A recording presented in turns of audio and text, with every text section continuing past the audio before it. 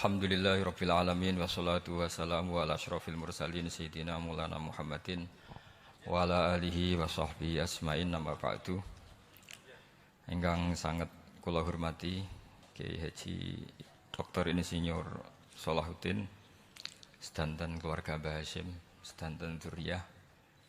Niki wonten putri, wonten bulik-bulik, wonten Gus Umar, wonten Bu Lili, wonten sedanten semua alumni, semua santri-santri yang kami cintai. Saya ini syukur sekali karena waktunya tinggal sebentar, jadi uji nyalinya juga sebentar. Saya akan ngomong sesuai spesialisasi saya, yaitu fikih. Karena saya murid Kiai Haji Maimun Zubair yang bersanad lewat Mbah Karim sampai Mbah Hasyim, atau bersanad lewat Mbah Mun, Mbah Zubair, kemudian Mbah Fakih Mas Kumambang, juga teman Mbah Hasyim ketika sama-sama ngaji di Mekah. Saya akan mengkagumi Gus Dur dari segi fikih. Ketika Gus Dur dilengsarkan dari presiden, yang paling saya kenang dan para ulama seluruh Indonesia, mungkin seluruh dunia mengenang adalah keberhasilan Gus Dur mengelola konflik itu tidak pertumpahan darah.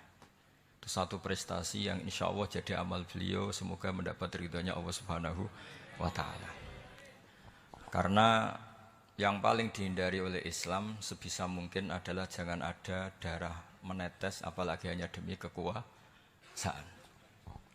Sehingga Rasulullah SAW sampai berdamai ketika terjadi tarik ulur di Sulhul Hudaybiyah. Saat itu Suhail bin Amr memberi sekian poin yang mendikte Rasulullah, semuanya merugikan Rasulullah. Tapi tidak semuanya merugikan Rasulullah, tidak ada yang menguntungkan sama sekali. Tapi Rasulullah menuruti itu semua demi tidak bertumpahan darah. Padahal Suhail bin Amr zaman itu masih kafir. Sehingga menjadi fikih bahwa perdamaian itu harus kita jaga. Sampai ada ayat wa in janahu lisalmi fajnalaha wa tawakkal 'ala Allah. Jika mereka ingin damai, kamu harus menuruti itu.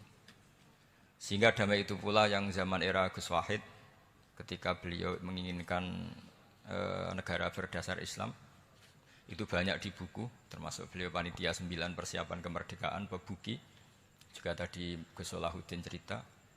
Beliau akhirnya kompromi juga dengan negara yang berbentuk Pancasila. Kemudian itu disosialisasikan era Muktamar Situbondo, yaitu Kiai Haji Ahmad Siddiq, didukung oleh Gus Dur karena zaman itu beliau kalah sepuh sama Kiai Haji Ahmad Siddiq.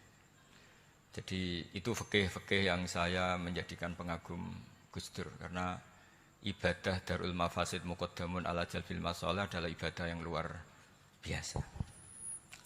Berikutnya saya mohon sama Kiai Haji Salahuddin Wahid berkenan saya cara berpikir begini untuk Gus Dur. Jadi saya ini dari keluarga Kiai, saya juga senasab dengan keluarga Mbah Hasyim karena sama-sama turunan Mbah Sambu Lasem. Jadi beliau adalah Abdurrahman bin Wahid bin Hasyim bin Asy'ari bin Wahid lagi, terus bin Abdul Halim 2 sampai Mbah Sambu. Kira-kira nasabnya sama dengan saya, dengan Mbah Hamid yang dari jalur itu. Saya mau bercerita begini. Watak seorang cucu itu biasanya mengalir dari pikiran besar mbah-mbahnya atau leluhurnya. Karena setiap mbah-mbahnya pasti berdoa dzurriyyatan thayyibah, yaitu anak cucu yang baik. Saya sengaja di sini bawa kitab yang ditulis oleh Muhammad Asad Shihab, seorang Libanon. Menulis bahwa Mbah Hasyim Asy'ari adalah terhitung sebagai mujaddid, sebagai pembaharu Islam, setidaknya di Asia sini atau di Indonesia. Di sini ada kitab ini diterjemah beberapa kali, sebagian oleh Kiai Haji Mustafa Bisri, sebagian oleh Kiai Sodik Semarang. Saya punya edisi asli, edisi Arabnya, karena saya dari awal ingin ngaji sama santri-santri Tebu Ireng. Karena buyut-buyut saya itu termasuk gurunya Mbah Soleh Darat. Jadi buyut saya yang di Kudus, Pondok Damaran itu dulu Mbah Soleh Darat pernah ngaji di situ. Dan Mbah Hasyim kecil pernah ngaji sama Mbah Soleh Darat. Dan tentu biasa itu dalam ilmu sanad, guru-guru saya indukannya di Mbah Hashim juga pernah ngaji beberapa ulama di Pantura. Dan saya pastikan di antara perilaku atau manhaj Mbah Hashim adalah, ini saya baca, guru-guru beliau kemudian ada perilaku yang persis ditiru Gus Dur. Jadi itu bukan sekedar bukan sekedar mitos atau kebetulan, beliau punya pilihan-pilihan yang dipilih sampai akhir hayatnya. Di sini ada cerita proses Mbah Hashim ngaji, kemudian pernah ada seorang Jerman mau belajar Islam sama Mbah Hashim, kemudian ditemui beliau dengan sangat hangat. Ketika sudah mengenal Islam secara detail, ya saya ulang lagi, ketika sudah mengenal Islam secara detail, beliau ngendikan, kamu jangan tergesa-gesa, kata beliau. Kamu harus menerima Islam ini secara al-bayyinah, secara argumentatif, secara logika yang benar, jangan karena terpaksa. Itu pula yang akhirnya Mbah Hashim mendorong khurriyatul fikri. Orang itu harus merdeka dalam berpikir. Itu pula yang mengilhami Rasulullah SAW ketika Sulhul Hudaybiyah. Orang kafir yang masuk Islam harus dikembalikan ke habitat kafir karena itu habitat asli. Karena rata-rata dulu suku Mekah zaman itu kafir semua. Tapi yang orang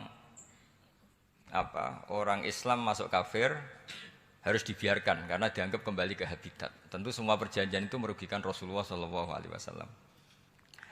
Tapi yang unik, Rasulullah itu menerima itu semua. Kata Rasulullah, sudah perjanjian itu kita terima saja.